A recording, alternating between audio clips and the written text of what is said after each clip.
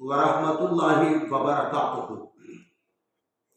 एक सवाल था किसी ने किया, वो ये कि नबी मर्द ही क्यों बनते हैं, औरतें क्यों नहीं?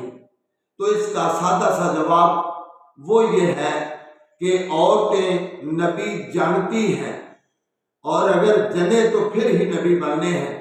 औरतें नबी जानती हैं तो इसलिए औरतों का मुकाम बहुत ज़्यादा है।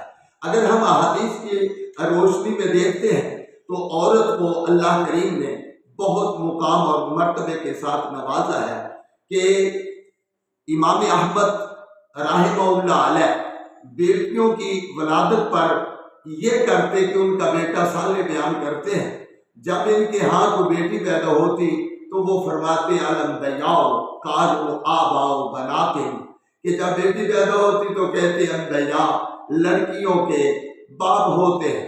याकूब बिन बुख्तान ने बयान किया कि मेरे यहाँ 7 बेटियां पैदा हुई। जब भी बेटी पैदा होती तो इमाम अहमद बिन हम्बल रहमतुल्लाह अलैह तशरीफ लाते और फरमाते या अबा यूसुफ अलम बयाओ अबाओ बनाते, कि ए अबू यूसुफ के अम्बिया तो बेटियों के बाप होते हैं। तो वो कहते हैं मेरा हौसला बन जाता, मेरी ढारस बन जाती, मुझे थोड़ी सी खुशी महसूस होती। तो इसलिए बेटियों के साथ मोहब्बत करनी चाहिए।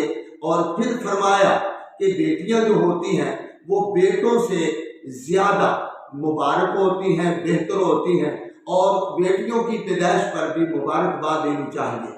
इमाम इब्न क़य्यिम रहमतुल्लाह अलैह ने नकल किया है कि अगर किसी आदमी के पास बेटी पैदा हो तो उसको मुबारकबाद देनी चाहिए। और आजकल लोग बेटों पर मुबारकबाद देते हैं, बेटियों की वफात पर मुबारकबाद देते हैं। हालांकि मुबारकबाद देनी है तो बेटी पैदा हो तो फिर भी मुबारकबाद दो, अगर बेटा पैदा हो तो फिर भी मुबारकबाद दो, अगर नहीं तो फिर दोनों पर ही मुबारकबाद नहीं देनी चाहिए।